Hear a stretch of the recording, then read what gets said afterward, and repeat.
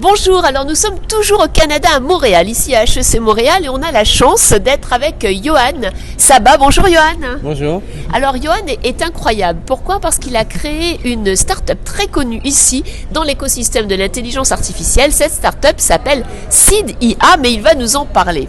Alors en quelques mots, est-ce que vous pouvez vous présenter, parler peut-être de votre start-up? Oui, bonjour.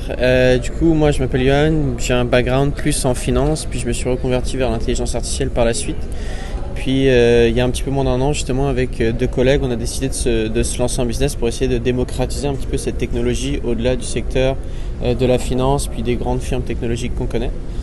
Puis donc du coup, nous ce qu'on fait beaucoup, on s'est rendu compte qu'il y avait un problème d'éducation justement sur ce que c'est vraiment l'IA, ce que ça peut faire, etc. Donc du coup on s'est lancé, puis là maintenant on offre de la formation, du conseil, puis de la création de solutions d'intelligence artificielle. Alors on est très fiers d'imaginer un partenariat avec Seed IA, mais surtout parce qu'en fait Seed IA a une façon de concevoir le projet IA très intéressante. Alors ce projet IA, on en a un petit peu discuté tout à l'heure, quels sont les points clés? Est-ce que concevoir, comprendre les rôles des différents acteurs dans un projet IA est un point de clé? Oui, c'est un point clé parce qu'en fait les projets en IA c'est un peu particulier, c'est des projets qui requièrent énormément d'expertise très différentes. Il y a un besoin de multidisciplinarité et en fait il y a tellement d'expertise qui évolue à des vitesses tellement rapides que c'est impossible que tout le monde les ait.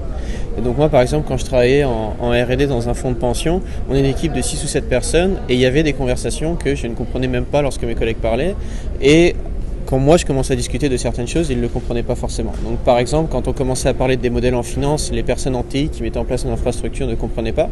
Quand eux commençaient à parler des infrastructures live avec des outils comme Kafka, Mesos, Cassandra, enfin des gros outils TI, on ne comprenait pas forcément non plus. Et donc il faut comprendre justement que dans les challenges en IA, dans les projets en IA, c'est que ça demande beaucoup de joueurs avec des expertises très différentes, des personnalités parfois aussi différentes, des objectifs différents, qui vont devoir collaborer. Et donc par exemple on va avoir un champion de projet qui veut créer de la ROI dans l'entreprise, on va avoir un data scientist ou un expert du code qui parfois est très intéressé par la performance de son modèle, plus parfois que la ROI que ça va générer. On a une personne de l'autre côté qui va l'implémenter, qui s'intéresse juste au fait que ça s'intègre bien dans ses réseaux, dans son infrastructure TI. Et donc du coup justement il y a tout un défi à être fait dans la démocratisation de cette technologie-là pour comprendre justement comment est-ce qu'on va traduire dans l'organisation, faire travailler des gens qui n'ont pas des profils ou qui n'étaient pas forcément amenés à beaucoup collaborer avant. Alors, on l'a bien compris, étape 1, savoir établir un vocabulaire commun ou en tout cas une culture commune entre ces différents acteurs qui ont tous leur champ d'expertise. Étape 2, est-ce qu'il y a un sujet autour de la problématisation, la dimension de la question et peut-être sa formulation? Ça, c'est un excellent point. En fait, il faut comprendre deux choses. La première, il faut comprendre que c'est généralement pas les gens qui sont très techniques qui vont avoir les meilleures idées d'où implémenter l'IA dans l'organisation. Par exemple, maintenant que nous je travaille beaucoup dans le milieu de la santé. Je n'ai pas d'études dans le milieu de la santé. Les gens qui vont avoir les meilleures idées d'où implémenter l'IA pour vraiment transformer leur quotidien, c'est les gens qui vivent au quotidien les opérations d'un hôpital. Donc ça va être les infirmières, ça va être les médecins, etc. Et ces gens-là, eux, de l'autre côté, par contre, n'ont pas forcément une idée concrète de ce que c'est un projet en IA, de qu'est-ce que c'est que cette technologie, de ce que les algorithmes peuvent faire ou ne pas faire. Et donc il faut être capable, en fait, et c'est un grand challenge, je pense. Et il y a un très bel article de McKinsey là-dessus qui est sorti d'ailleurs en 2016, qui a été renouvelé en 2018 après, qui explique justement ce besoin de ces traducteurs d'affaires ou de domaines qui vont être capables de faire le lien justement entre ces personnes qui n'ont pas de connaissances techniques mais qui ont ce savoir tacite très difficile à acquérir du terrain, et de l'autre côté les gens techniques qui vont être capables de structurer les projets. Et donc du coup notre approche c'est de se dire qu'on forme les gens qui sont experts sur le terrain pour qu'ils aient une idée conceptuelle de ce que l'IA peut faire ou ne pas faire. On les fait avoir des idées et ensuite nous on revient avec notre background technique pour prioriser les idées, regarder justement en fonction de la complexité technique et de la valeur ajoutée pour l'entreprise lesquelles seront bonnes ou mauvaises. Donc ça c'est la première partie. Et la deuxième partie c'est qu'il faut comprendre que dans les projets en IA il y a vraiment deux composantes. Il y a une composante algorithmique qui est très très incertaine. Par exemple, est-ce que votre algorithme va fonctionner dépendamment de la qualité des données? Et une deuxième composante qui est plus TI, qui est comment est-ce que vous allez intégrer votre algorithme au sein de votre organisation.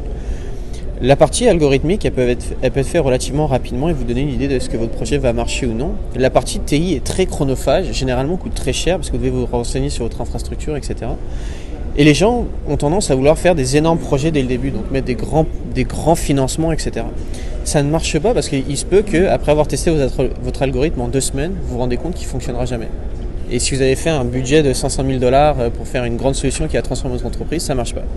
Et donc du coup, dans la façon dont vous scopez les projets en intelligence artificielle, c'est important justement d'essayer de réduire, de vraiment passer par ces MVP, de faire ces petits algorithmes, de regarder ce que ça marche, commencer par des modèles simples, et après de graduellement, de manière itérative, aller vers des choses plus complexes, regarder de nouvelles sources de captation de données, des nouveaux algorithmes plus complexes, ajouter de la puissance de calcul, mettre plus de données différentes dans votre propre organisation.